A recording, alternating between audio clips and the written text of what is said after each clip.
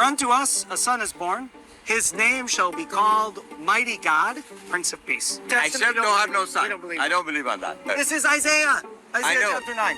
Okay. God had no child. He cannot come and sleep with you, sleep with him, or sleep with another lady. I like that. That's true. I agree with that. Can God do whatever he wants? Yeah, that's he created. That's right. For a second, let's put the son on the side, but could he, if he wanted to, come in a human form? No, he don't show up. Anybody sees him, he dies. We know that Jacob, when he was walking, remember the place it's called Ne'el? Because you remember he says, I saw the face of God and I didn't die. No, angels. He saw the angels going up and down. Do you call that? But you don't call the angels El. But never face to What face. if I could show you a passage in the Genesis, in Breshit, where God is with man? Huh? Okay, Genesis 18 in Hebrew. And the Lord appeared to him. And it says, V'yara elav Adonai. That's Hashem. But he don't show his face to anybody. But then they eat no, together. hold on. This is hard to get around.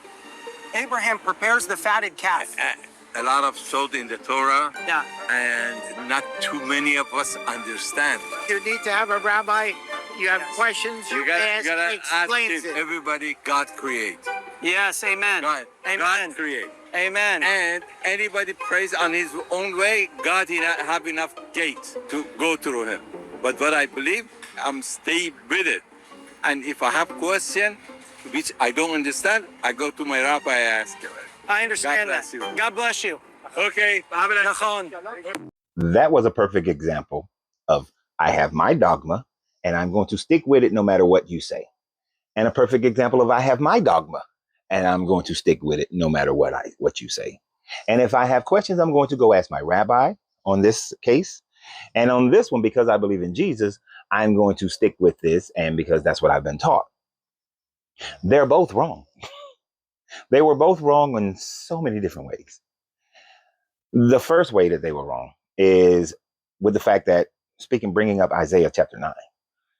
If you were to actually study the history and the contents of Isaiah chapter 9, and you can't just read Isaiah chapter 9 in order to understand Isaiah chapter 9. Many times you've heard it just said in your church that unto us a child is born, his name will be called Wonderful, God, Prince of Peace, all these sorts of things. And you just go with that and you ascribe that to Jesus. But in the Hebrew, for the Israelites, they cannot ascribe that to Jesus because Jesus didn't fulfill what Isaiah said about a son that is born to us, because it says that upon his shoulders the government will fall and that he will come from the seed of David. He will sit on the throne of David forever. And that all these other nations that aren't in existence anymore, like they're Philistines, they will try to come against, but the Philistines I think they're in the West. They said they were in the West.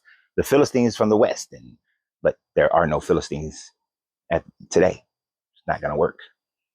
I'm not 100% sure, but I don't think there were Philistines during the time frame of Jesus.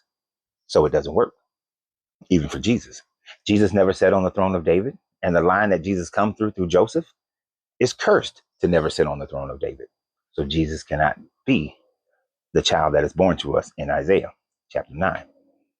But in order to understand Isaiah chapter 9, you have to go back and read Isaiah chapter 8.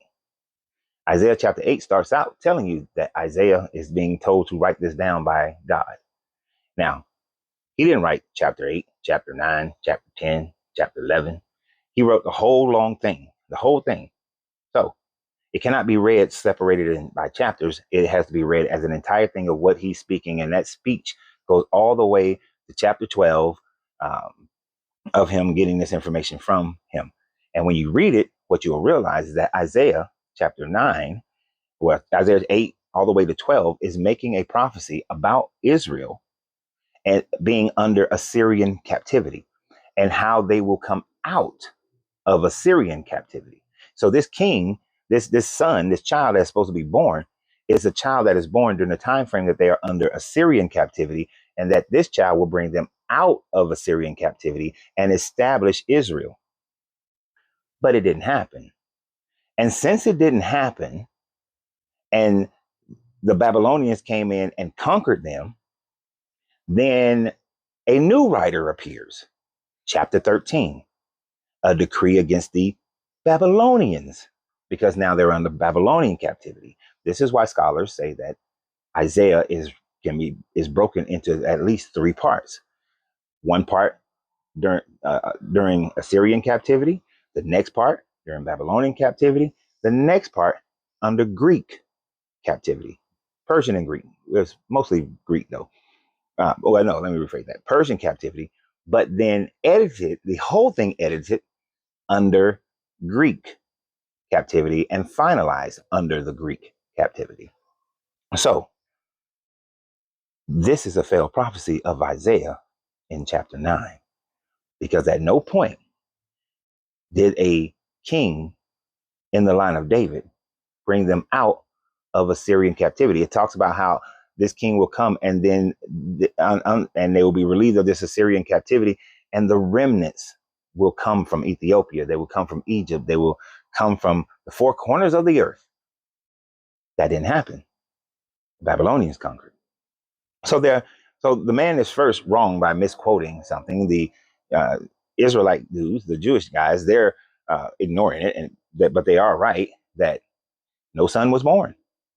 Now, when they say that no one has seen the face of God, according to the Old Testament, not only did Abraham, which is Genesis 18 that he's talking about, see the face of God, wash God's feet, let him rest, feed him some food.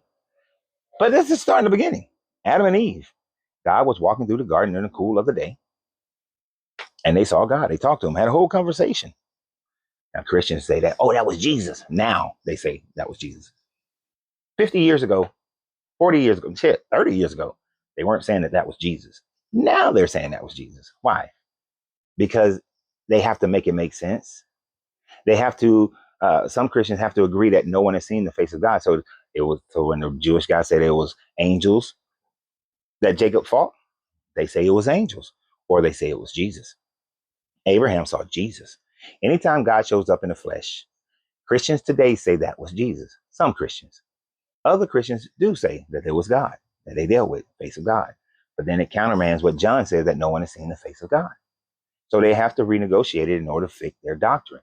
And the doctrine is different based on the type of Christian or Israelite that you're dealing with. And then they run to their rabbis, they run to their pastors, because they say that these mysteries are difficult. But Paul said that once you come into Jesus, the veil of mysteries are taken away. You now understand it. But if that's true, why do Christians see it differently? Some Christians say that was Jesus back in the Old Testament. Other Christians say it was God in the Old Testament. Make up your mind. You see, all of y'all are doing this based on your own dogma. You're not doing it based on what the Bible actually says. And then because there's no way to validate the Bible in any way, form, or in any form that you can say that these things are true. Somebody wrote it, yes. People believed it, yes. But did any of it happen? Did Moses come out of Egypt? No. Did Jesus come out of Egypt, or did he just leave Bethlehem and go to Jerusalem, go to Nazareth? You don't know. You can't validate which one he came out of. Did Jesus perform any of the miracles? You can't validate those things. None of it.